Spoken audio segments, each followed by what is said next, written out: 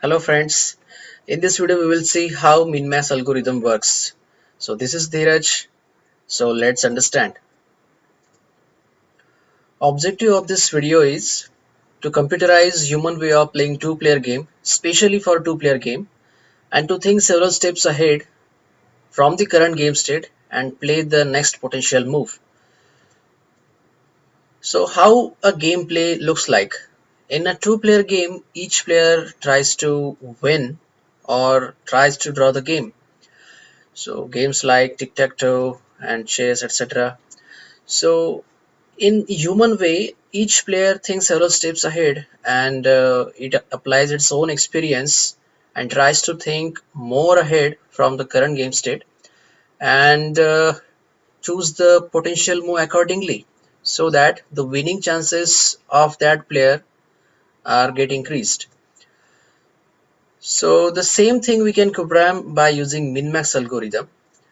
So when we see a gameplay in a computer way, so we need a structure which actually hold all these possible moves so that a computer can figure it out which move to be played next.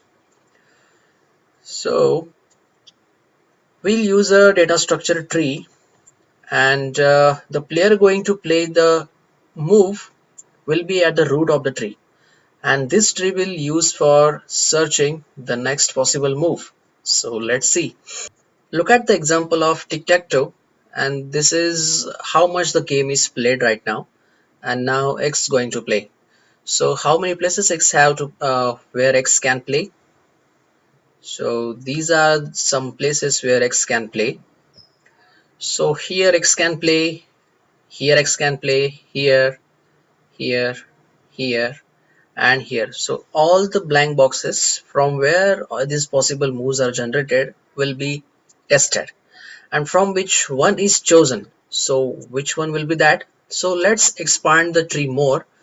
So we'll see how where the O will play if one of the place or one of the move is played by the X. So let's see. So if this is chosen as the good move, so let's see where O will play. So all the empty places, this and these all will be checked. So see here, everything is checked, and now let's see if after playing O what X will play thereafter. So if this is chosen, so see how many places where X can play after this. So this is what actually we want, and this is what actually we play while playing the game. We think several steps ahead and then we choose the possible move. So if this is the path chosen, so currently this path you will see from here to here to here, and as X is going to win, so X will choose this move, right? This is what MinMax algorithm also does the same thing. So let's see what next. So what is actually a MinMax? MinMax is the algorithm which actually works on playing two-player game. So in which a mean is one player and the max is another player. So what they actually do? So let's say in tic-tac-toe, let's assume that X is one player who is max now and O is another player who is mean now. So when actually a game is viewed in computer way, so each of this state of the board is now viewed as one node in the tree, and computer to figure it out which node to be chosen, it boils down that board to one value, and then max and mean both tries to choose the according values with respect to it. So max player tries to select a maximum value and mean player tries to select a minimum value. We'll see it a little deep later. So this game actually starts with max player, and max start playing the game. So the winning is represented here also with some large value. So assume this game has some large value 10. So max, when the max player will win, will represent that winning of that board as plus 10 as a value, and if O wins, then will represent a board with minus 10 value. Now the question is how to find the board which actually boils down some value. So we call it as a heuristic. So there are many heuristics which are actually applied, which actually helps to choose a next potential move for winning. So here this formula is used. The number of rows, columns and diagonal which are in complete accessible to max, we'll count it, minus the same will do for mean. So let's see how it looks like. So this is our formula, and here if this board is given, so let's see how we are going to calculate number of complete rows, columns and diagonal for max and for mean, and we'll take then difference and they'll calculate its value. So currently for x, this is the complete row accessible to x, this is the complete row accessible to x, and this one more row accessible to x. So how many rows, columns and diagonal are accessible? Total 3, right? And how many are accessible to O? So this is accessible 1, this is accessible 2, and this is accessible 3, right? So these are complete rows column accessible to mean. So this first 3 is for max and the next 3 is for mean. So total value will be 0. See, this board represents a value 0, right? Let's try one more time. Assume this board is given. Now you try to calculate what the value will be for this board. So pause the video and check what the value will be. So 1 for max, 2 for max and 3 for max, right? So total 3 minus number of rows for mean. So 1, a complete row and a complete column. So only 2, right? So total is 1, right? So let's see, right? 1. Try one more. So see what is its value? Minus 2.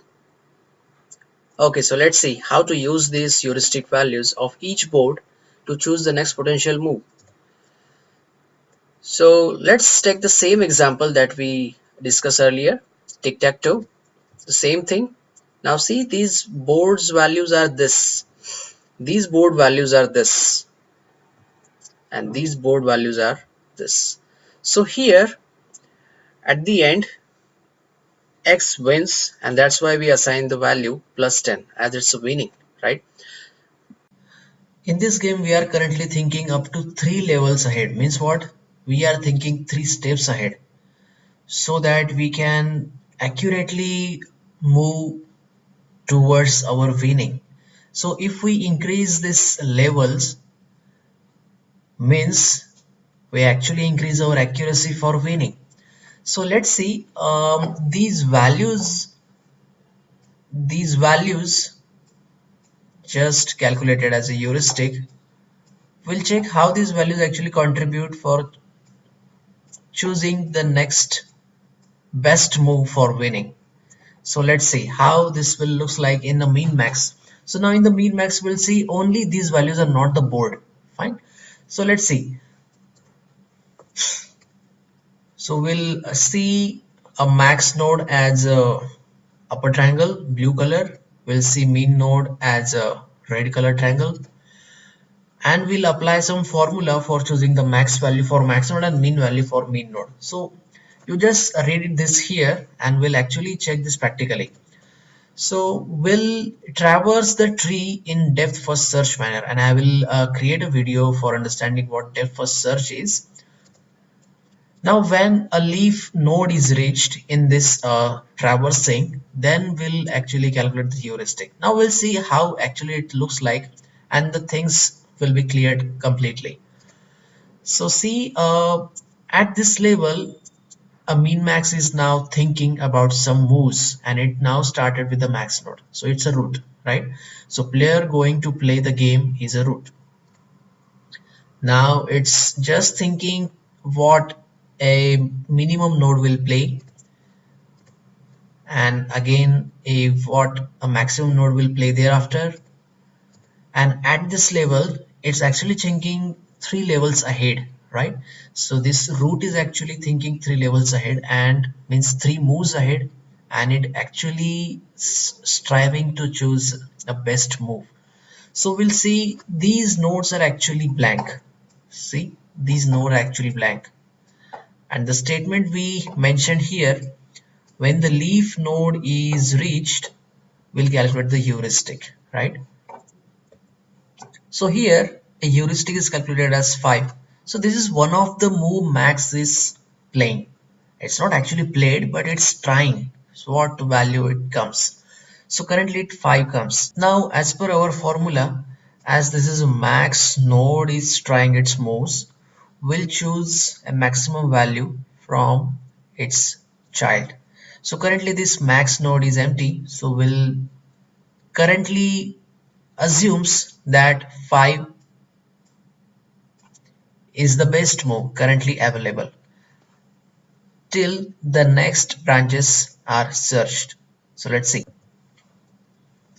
So currently 5 is currently assumed as a best move.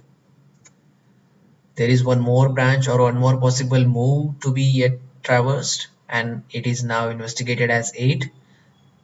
Now again, as per this statement says, what will do what a max node will do, what a max node will do, it will choose a max between the node itself and its child. So currently this is traverse, so it will choose max in between these two. So currently 8 is max. So this node is now changed to the value 8. So it is now 8. Now the upper node, this mean node, assumes that 8 will be the best move, as there are many branches yet to be explored. So till it assumes that 8 will be the good choice. So see, it is coming here. Now it is inspecting the other branches. Inspected, 9 is coming. So the max node at level 2 assumes that 9 will be the best move, but there is one more branch available. So it assumes 3. So from 9 and 3, from this 9 and 3, 9 is maximum. So 9 will remains here. So 9 will remains here. Now as per our mean formula, what mean value will choose? So from this mean, as this mean is trying its child, right? So what this formula says, we'll choose mean from node itself, the node itself to its child, to its child, right? So who is minimum? 8 is minimum, so 8 remains there. So for root, this 8 is actually the yet inspected or inspected possible move. So it assumes that 8 will be the good choice, but it holds there. It never confirmed that it will be the best move. It first complete its traversal towards the end of the tree and then identifies which of the best moves. So currently 8 is as a possible current move, but there are some more branches to be yet explored. So exploration is started. This node is inspected 2 and straightforward propagated to its parent 2, to its parent 2, and now there is one more branch yet to explore. Inspected -2, so currently max is -2, and now there is one more available, it's -3. So from -3 and -2 is max. And now from these two, as mean is the parent, we'll again apply this, right? So who is minimum? -2 is minimum, so this node will change to -2, right? So this is again one more branch explored. So let's see what it will show. So from this to again It again checks after completing each branch. It checks with its parent. Is this satisfies our these two formula? And currently 8 is still maximum from these two node, so it remains there. There are some more branches to explore. So apply the same thing repeatedly until you complete the tree. So 9, so here is again 9. There is one more node to explore. -1, here 1, so 1, right? Now from these two again the mean node changes to 1. Now from root and the current mean node, which value is 1, again 8 is max, so it remains there. There is one more mean node to explore, so it again inspecting what will be the chances if this node is played. So it's -4, it's -4, it's again -4. So at finally we come to the point that the maximum value for the root is 8, and where this 8 coming from? This side. So which move max will play? This move max will play for maximizing its winning. So I hope you understood this complete process of min max tree. Currently we just explored up to 3 level, but as you know tic-tac-toe has complete 8-9 moves. So this tree actually be explored up to 9 levels, and when you reach up to 9 levels or min-max reach up to 9 levels, the accuracy of choosing the best potential move will be more accurate, and the game will force opponent to play in that way. So thank you friends. Please subscribe to my channel Let's Understand and keep supporting. If you like the video, please hit like, and if you don't like, you just please share your comments so that I can improve my next videos. Thank you.